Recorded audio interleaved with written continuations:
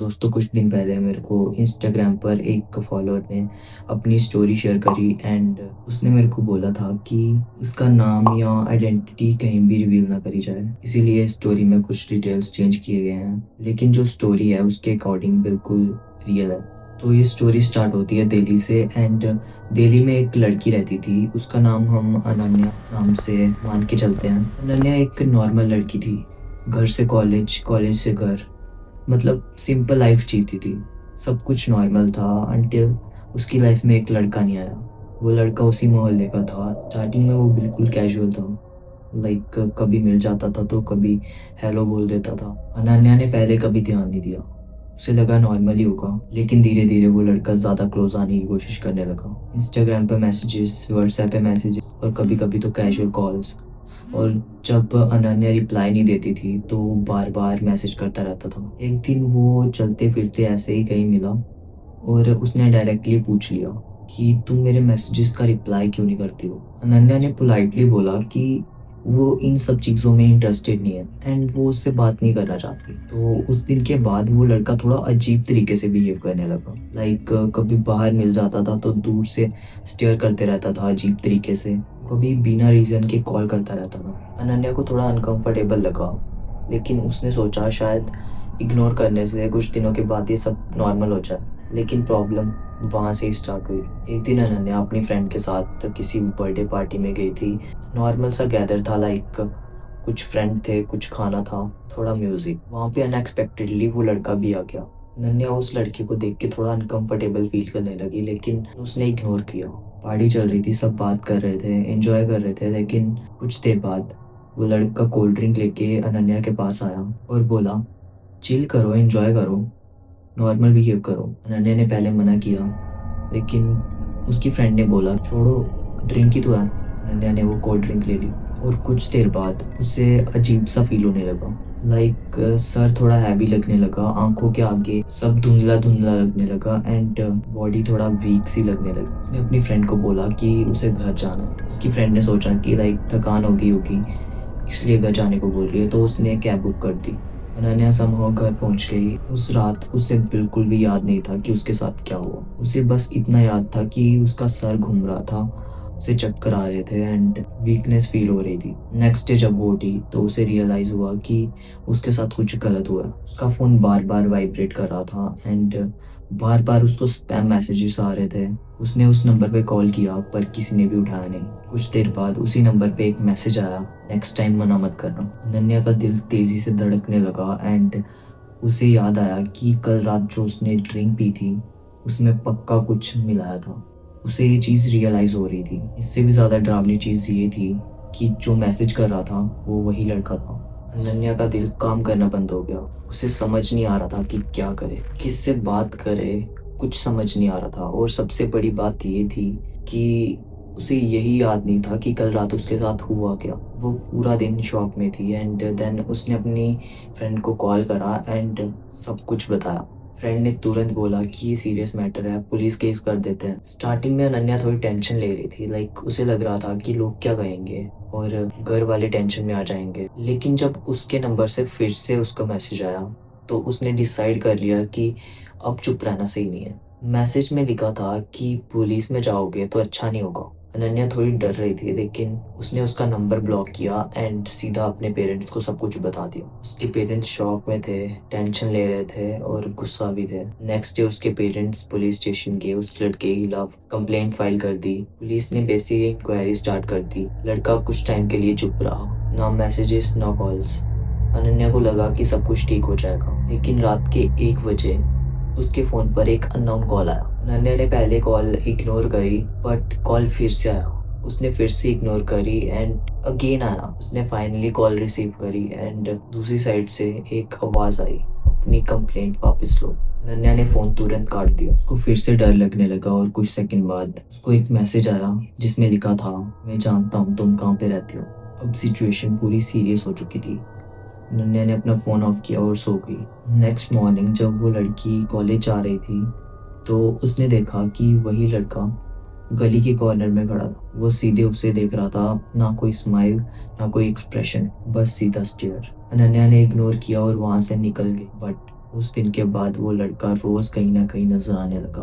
कभी गली के बाहर, कभी कॉलेज के बाहर और कभी मार्केट में। जैसे वो इंटेंशनली फ़ॉलो कर रहा हो। एक दिन जब अनन्या घर वापस आई, तो उसके फ़ोन पे एक मैसेज आया और वो मैसेज किसी अननोन नंबर से आया था। कुछ देर बाद फिर से मैसेज आया, कंप्लेंट वापस ले लो, वरना नेक्स्ट टाइम मैं अकेला नहीं आऊँगा। अनन्या का दिल ज़ोर-ज़ोर से धड़कने लगा। उसने गेट बंद किया और सीधे अंदर चली गई।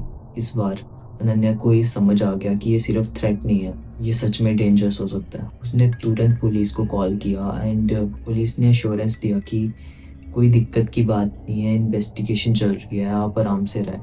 लेकिन अनन्या को अंदर से पता था कि ये इज़िली लेने वाली बात नहीं है। उस रात अनन्या ने घर के सारे दरवाजे और विंडोज़ बंद किए और एश्योर किया कि कोई भी खुला ना हो। उसने सोने की कोशिश करी, लेकिन उसे नींद नहीं आ रही थी। रात के 2 बजे और उसे दरवाजे के बाहर से एक हल्की सी आवाज़ आई, कुछ लोग वहाँ पे बात कर रहे हैं। वो तुरंत बेड से उठी और विंडो के पास चली गई। कर्टेन साइड किए, बाहर अंधेरा था, स्ट्रीट लाइट्स की हल्की-हल्की रोशनी आ रही थी और गेट के पास कोई खड़ा था। बस एक आदमी की शैडो जैसी फिगर खड़ी थी। अनन्या ध्यान से देखने लगी। अंधेरा ज़्यादा था इसलिए फेस क्लियर नहीं दिख रहा था। कुछ सेकंड्स तक वो वहीं खड़ी रही, फिर शैडो धीरे-धीरे हिलने लगी, जैसे कोई गेट के पास घूम रहा हो। अनन्या ने तुरंत कर्टेन बंद किया और पीछे हट गई। उसकी हार्ट पैल्पिटेशंस इतनी तेज़ हो गई कि उसे समझ नहीं आया और उसने अपने पापा को उठाया। उसने उनको बताया कि गेट के पास कोई खड़ा है। उसके पापा ने टॉर्च ली, बाहर गए, गेट में देखा, लेकिन वहाँ कोई था ही नहीं। ना कोई आदमी, ना कोई फुटस्टेप्स और ना कोई आवाज़, बस खाली रोड थी। उसके पापा ने बोला कि तुम्हें कुछ गलतफ़हमी हुई होगी, कोई भी नहीं है। अनन्या ने भी ज़्यादा आर्ग्यू नहीं किया, लेकिन उसे इतना पता था कि उसने क्लियरली किसी को देखा था। वो वापस आई, बेड पे बैठ गई और उसने फ़ोन उठाया।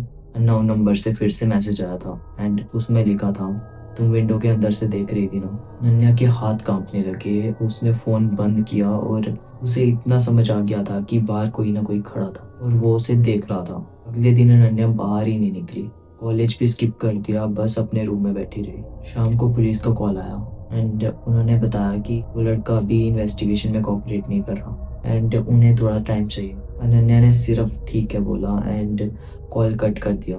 रात फिर से आ गई और रात के साथ-साथ अनन्या का डर भी वापस आ गया। अराउंड 1:30 लाइट्स थोड़ी फ्लिकर करने लगी एंड उसने सोचा कि थोड़ा वोल्टेज इशू होगा। फिर उसने थोड़ा अजीब-सा नोटिस किया। उसके घर का गेट थोड़ा खुला हुआ था। उसके रूम का डोर हल्का-सा खुला हुआ था, जबकि उसने क्लियरली डोर बंद किया था। वो स्लोली बेड से उठी, डोर खोल के देखा, लेकिन कुछ भी नहीं था। हॉलवे पूरा खाली था, सब नॉर्मल लग रहा था। लेकिन जब वो रूम में वापस आई, तब उसने नोटिस किया कि उसके स्टडी टेबल पे रखा हुआ फ़ोटो नीचे गिर गया था और उसके पास ही एक ग्लास पड़ा था जो कि क्रैक हो चुका था। अनन्या ने फ़ोटो उठाया और टेबल पे वापस रखा। उस वक़्त उसे लगा कि हवा की वजह से फ्रेम गिर गया होगा, लेकिन विंडो बंद थी। वो वापस बेड पे बैठ गई और उसी वक़्त उसे पीछे से आवाज़ आई, विस्पर हुआ बहुत हल्के से, जैसे कोई धीरे से बोल रहा हो, डर मत। अनन्या तुरंत पीछे मुड़ी, लेकिन रूम में कोई भी नहीं था। उसने सोचा इल्यूशन होगा, लेकिन कुछ सेकंड के बाद उसको फिर से आवाज़ आई, वही विस्पर, डर मत, मैं हूँ। इस टाइम पे अनन्या बिल्कुल फ्रीज़ हो चुकी थी। उसे कुछ समझ नहीं आ रहा था कि आवाज़ तो आ कहाँ से रही है। ये किसी लड़के की आवाज़ नहीं थी, ये किसी और की आवाज़ थी। बिल्कुल सॉफ्ट, हल्की सी आवाज़, बिल्कुल अजीब सी। उस रात अनन्या बिल्कुल भी नहीं सोई। पूरी रात वो मॉर्निंग का ही वेट करती रही एंड जब नेक्स्ट मॉर्निंग आया, तो उसने अपना फ़ोन चेक करा एंड उसके फ़ोन में एक न्यूज़ आई, जिसको देखने के बाद वो बिल्कुल शॉक हो गई। उस लड़के की एक पोस्ट इंस्टाग्राम पे वायरल हो रही थी और उसमें उसने कैप्शन में लिखा था, कल रात उसके घर के पास गया था, देखते हैं कब तक कंप्लेंट वापस नहीं लेती। और उसके नीचे लाफिंग इमोजीज। अनन्या का गुस्सा और डर दोनों बढ़ गया था, लेकिन उसे एक और चीज़ स्ट्रेंज लगी। लाइक वो पोस्ट रात के 2:05 पे पोस्ट हुई थी और उसी टाइम उसके गेट पे वो आवाज़ें आई थी। अनन्या ने फ़ोन साइड पे रखा और थोड़ा काम होने की कोशिश की। उसे ऐसा लग रहा था कि उसे स्ट्रेस की वजह से आवाज़ें सुनाई दी होगी, लेकिन अंदर से अजीब सी फीलिंग आ रही थी, जैसे उसे कोई प्रोटेक्ट करने की कोशिश कर रहा है। उसने ये चीज़ अपने पापा को बताई और उसके पापा ने गेट के बाहर एक सीसीटीवी कैमरा लगवा दिया सेफ्टी के लिए। पुलिस वालों ने भी यही बोला था कि थोड़े प्रिकॉशंस लेके रखो। एंड नेक्स्ट डे रात फिर से आ गई और इस बार ये अनन्या ने थोड़ा स्ट्रांग बनने का ट्राई किया। उसने फ़ोन साइड पे रखा, लाइट्स ऑफ की और सोने का ट्राई किया। अराउंड 1:50 एम उसे बाहर से फिर से आवाज़ें आ रही थी, जैसे कोई धीरे-धीरे चल रहा हो गेट के पास। अनन्या ने थोड़ी हिम्मत दिखाई और विंडो के बाहर देखा। स्ट्रीट लाइट की हल्की सी रोशनी के नीचे उसने क्लियरली देखा कि वो लड़का गेट के पास खड़ा था। इस बार वो अकेला नहीं था, 3 से 4 लड़के और उसके साथ थे। वो लोग धीरे-धीरे से बात कर रहे थे, पर अनन्या अंदर से पूरी फ्रीज़ हो चुकी थी। उसने तुरंत पापा को जगाया, उसके पापा ने सीधे पुलिस को कॉल किया, लेकिन जब तक पुलिस आती तब तक वो लोग वहाँ से चले गए थे। सुबह अनन्या ने सीसीटीवी फुटेज चेक की और जो उसने देखा वो सच में बहुत ही ज़्यादा शॉकिंग था। उस फुटेज में क्लियरली वो लड़का और उसके साथ उसके 4 दोस्त साथ में खड़े थे। वो लोग गेट के पास खड़े थे और बात कर रहे थे और अचानक कैमरे में एक शैडो अपीयर हुई, एक डार्क फिगर। फुटेज में वो शैडो उस लड़की के पास गई और कुछ सेकंड के बाद वो लड़का अचानक पीछे मुड़कर देखने लगा, जैसे उसे किसी की प्रेजेंस फील हुई हो। फिर फुटेज में वो हल्का सा पैनिक करने लगा, लाइक इधर-उधर देखने लगा। उसके साथ वाले लड़के भी थोड़े कंफ्यूज हो गए थे। सब लोग वहाँ से भाग गए जैसे उन्हें किसी ने डरा दिया हो। अनन्या ने फुटेज को 3 से 4 बारी चेक किया और हर बारी वो डार्क फिगर दिखाई दे रही थी, पर रियल लाइफ में वहाँ कोई भी नहीं था। अनन्या को याद आया जो उसके कान में विस्पर हुआ था, डर मत, मैं हूँ। उसकी बॉडी में हल्का सा शिवर हुआ। उसे ऐसा लगा कि कोई अननोन स्पिरिट उसको प्रोटेक्ट करने का कोशिश कर रही है। उस दिन के बाद वो लड़का उसे बिल्कुल भी नहीं दिखाई दिया। No calls, no messages, no social media post, like सब कुछ सडनली साइलेंट हो गया।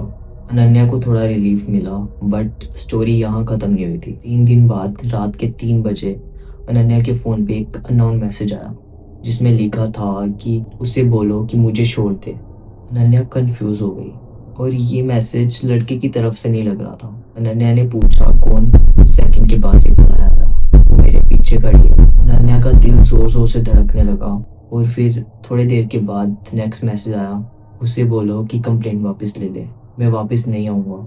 उसके बाद लड़के का फ़ोन बिल्कुल साइलेंट हो गया, कोई मैसेज नहीं आया। अनन्या बिल्कुल कंफ्यूज हो गई थी। उसे बिल्कुल समझ नहीं आ रहा था कि ये हो क्या रहा है, कि वो लड़का ड्रामा कर रहा है या फिर उसके साथ सच में कुछ अजीब हो रहा है। सुबह अनन्या ने पुलिस को ये मैसेज दिखाया। पुलिस ने बोला कि वो लड़के को कांटेक्ट करने का ट्राई करेंगे। पूरे दिन कोई अपडेट नहीं आया, शाम तक सब कुछ नॉर्मल था। लेकिन रात को उसे किसी ने बताया कि वो लड़का हॉस्पिटल में एडमिट है। अनन्या और उसके पापा तुरंत पुलिस के साथ हॉस्पिटल गए। लड़का बेड पर पड़ा था, डर उसके फेस पर क्लियरली नजर आ रहा था। आंखें खुली हुई थी और वो सीधा सीलिंग की तरफ देख रहा था, जैसे उसे कोई नजर आ रहा हो। पुलिस ने पूछा क्या हुआ? लड़का धीरे से बोला, वो मेरे रूम में आ गई थी। सब कंफ्यूज हो गए। पुलिस ने पूछा कौन? लड़का तुरंत कांपने लगा और उसने बोला, वही लड़की जिसे मैंने हर्ट किया था। कल रात वो मेरे बेड के पास आई थी, बिल्कुल चुपचाप खड़ी रही। उसने बस एक चीज बोली, अनन्या को छोड़ दो। उसकी आंखें बिल्कुल ब्लैक थी और उसका फेस शैडो में। मैं चिल्लाया लेकिन कोई नहीं आया। वो मुझे देखे जा रही थी बस। रूम में बिल्कुल साइलेंस हो गया। अनन्या चुप रही और वो लड़का बोलता रहा। पुलिस ने सोचा कि ये मेंटल स्ट्रेस की वजह से हेलुसिनेशन है, लेकिन लड़का रुक नहीं रहा था। बस एक ही लाइन बार बार रिपीट कर रहा था, वो मेरे पीछे खड़ी है। तभी अनन्या ने एक अजीब सी चीज नोटिस की। रूम के ग्लास विंडोज में उसे एक रिफ्लेक्शन दिखाई दी, लेकिन जब उसने पीछे मुड़कर देखा वहाँ कोई भी नहीं था। उसने वापस से विंडो में देखा और वो शैडो उस लड़की के ठीक पीछे खड़ी थी। अनन्या ने अपने पापा का हाथ पकड़ा, धीरे धीरे से बाहर निकल गई। अगली सुबह उसके दोस्तों ने अनन्या को बताया उस लड़के ने सिटी छोड़ दी। कंप्लेंट ऑफिशियली कंटिन्यू रही, बट वो लड़का कभी वापस नहीं आया। उसके बाद अनन्या की लाइफ नॉर्मल होने लगी। कॉलेज, घर और फैमिली सब नॉर्मल हो गया। लेकिन आज तक एक चीज हमेशा मिस्ट्री है। एक रात अनन्या अपने रूम में बैठी थी। उसने मिरर में अपने आप को देखा। उसे ऐसा फील हुआ कि उसके पीछे कोई खड़ा है, बट जब उसने पीछे मुड़कर देखा वहाँ कोई भी नहीं था। और उसने दोबारा से मिरर में देखा, वहाँ से एक विस्पर हुआ, अब तुम बिल्कुल सेफ हो। अनन्या ने धीरे से आंखें बंद की। उसे पहली बार बिल्कुल डर नहीं लगा। उसे लगने लगा कि जैसे वो स्पिरिट उसकी शील्ड बनी हुई है। बट आज तक अनन्या नहीं जानती कि वो शैडो थी कौन, किसी विक्टिम की सोल या कोई अननोन फोर्स या एक वार्निंग। लेकिन एक बात क्लियर थी, कुछ लोग सिर्फ इंसान से नहीं, किसी और चीज़ से भी टकरा जाते हैं, और जब वो फोर्स किसी दूसरे को प्रोटेक्ट करने लगती है तो गलत करने वाले भी भाग जाते हैं। स्टोरी खत्म होती है एक सिंपल मैसेज के साथ, अगर आपको कोई डराए या हार्म करे तो आप बिल्कुल चुप मत रहो, आवाज़ उठाओ, क्योंकि कभी-कभी इंसाफ सिर्फ इंसान नहीं या पुलिस नहीं, कोई और भी दिलाता है। Welcome to Ishan after hours, मेरा नाम है ईशान, और अगर आपको ये वीडियो पसंद आई हो तो do like and share. Until next time, bye bye, piece.